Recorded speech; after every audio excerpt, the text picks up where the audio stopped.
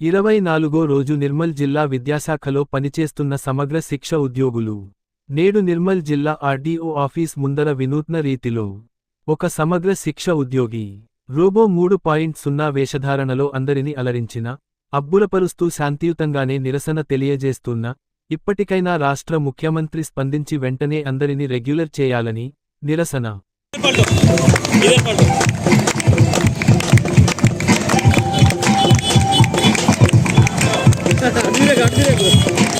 इधर इधर इधर इधर इधर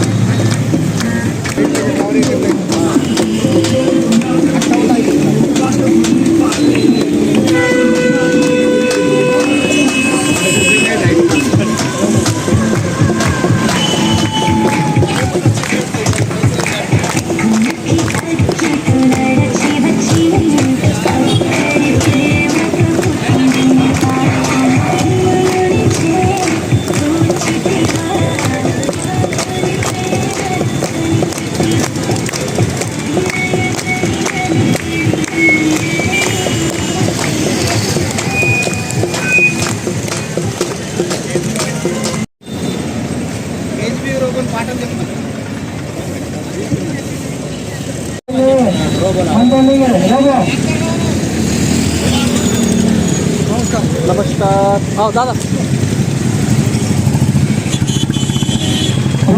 स्कूल में जाकर विजिट करा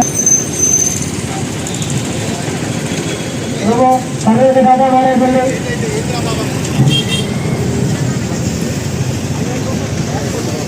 सभी के बाद तुरंत के बाद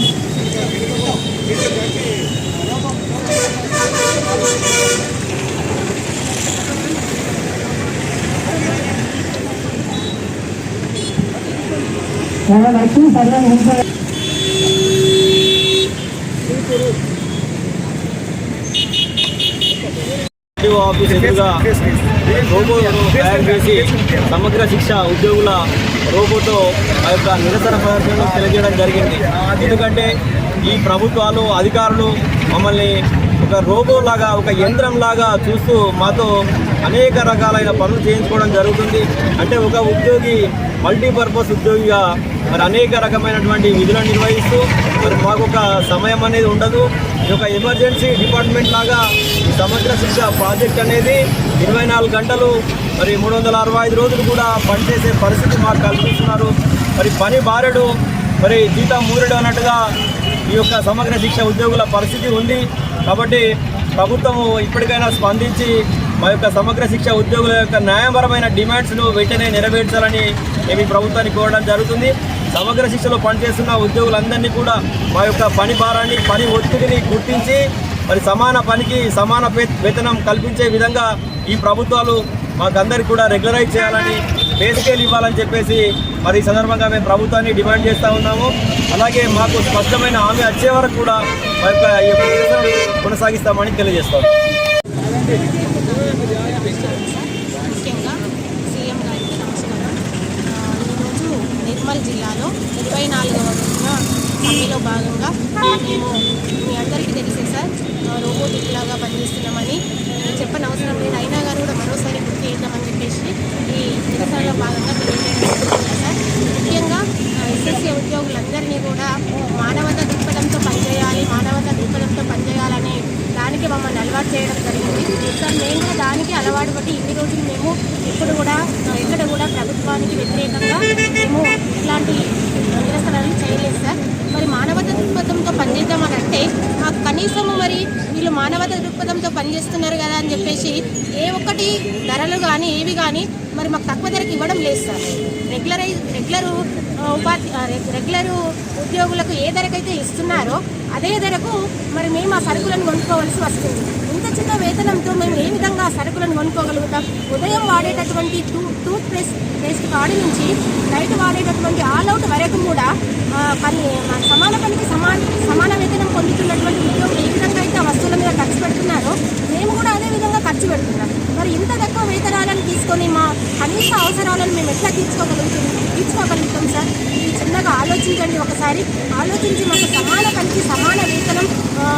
ఇవ్వాలని మనస్ఫూర్తిగా మేము కోరుకుంటున్నాం సార్. మీరు ఇవ్వగలిగేటటువంటి స్థాయిలో ఉన్నారు కాబట్టి మాకు ఆ మాట ఇవ్వడం జరిగింది. అయినా కానీ కూడా 24వ రోజు అయినప్పటికీ కూడా మీరు స్పందించడం లేదనేది చాలా బాధాకర విషయం సార్. చాలా కనీస అవసరాలు తీర్చుకోలేని దుస్థితిలో మేము ఉన్నాం సార్. ఇంకొకసారి ఆలోచించి మా ఎస్ఎస్సీ ఉద్యోగులందరినీ కూడా మాపై దయ ఉంచి కనికరించి మాకు పే స్కేలు వర్తింపజేస్తారని, రెగ్యులరైజ్ చేస్తారని మనస్ఫూర్తిగా కోరుకుంటున్నాం.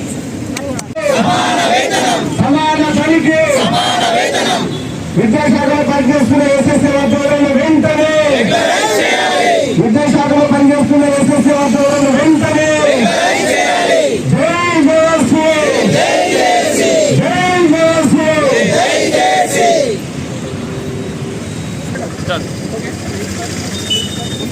జిల్లా సమగ్ర శిక్షలో పనిచేస్తున్నటువంటి ఉద్యోగుల ఆధ్వర్యంలో మరి గత 24 రోజులుగా జరుగుతున్నటువంటి సమ్మెలో భాగంగా ఈరోజు ఆర్డీఓ ఆఫీస్ ఎదురుగా రోబోను తయారు చేసి సమగ్ర శిక్ష ఉద్యోగుల రోబోతో మా యొక్క నిరసన ప్రదర్శనను తెలియజేయడం జరిగింది. ఎందుకంటే ఈ ప్రభుత్వాలు అధికారులు మమ్మల్ని ఒక రోబోలాగా, ఒక యంత్రంలాగా చూస్తూ మాతో అనేక రకాలైన పనులు చేయించుకోవడం జరుగుతుంది. అంటే ఒక ఉద్యోగి మల్టీపర్పస్ ఉద్యోగిగా మరి అనేక రకమైనటువంటి విధులను నిర్వహిస్తూ మరి మాకు ఒక సమయం అనేది ఉండదు. ఈ యొక్క ఎమర్జెన్సీ డిపార్ట్మెంట్ లాగా ఈ సమగ్ర శిక్ష ప్రాజెక్ట్ అనేది 24 గంటలు మరి 365 రోజులు కూడా పనిచేసే పరిస్థితి మాకు కల్పిస్తున్నారు. మరి పని బారెడు మరి జీతం మూరెడు అన్నట్టుగా ఈ యొక్క సమగ్ర శిక్ష ఉద్యోగుల పరిస్థితి ఉంది. కాబట్టి ప్రభుత్వము ఇప్పటికైనా స్పందించి మా యొక్క సమగ్ర శిక్ష ఉద్యోగుల యొక్క న్యాయపరమైన డిమాండ్స్ను వెంటనే నెరవేర్చాలని మేము ప్రభుత్వాన్ని కోరడం జరుగుతుంది. సమగ్ర శిక్షలో పనిచేస్తున్న ఉద్యోగులందరినీ కూడా మా యొక్క పని భారాన్ని, పని ఒత్తిడిని గుర్తించి మరి సమాన పనికి సమాన వేతనం కల్పించే విధంగా ఈ ప్రభుత్వాలు మాకందరికి కూడా రెగ్యులరైజ్ చేయాలని, పే స్కేల్ ఇవ్వాలని చెప్పేసి మరి ఈ సందర్భంగా మేము ప్రభుత్వాన్ని డిమాండ్ చేస్తూ ఉన్నాము. అలాగే మాకు స్పష్టమైన హామీ వచ్చే వరకు కూడా మా యొక్క ఈ నిరసనను కొనసాగిస్తామని తెలియజేస్తాము.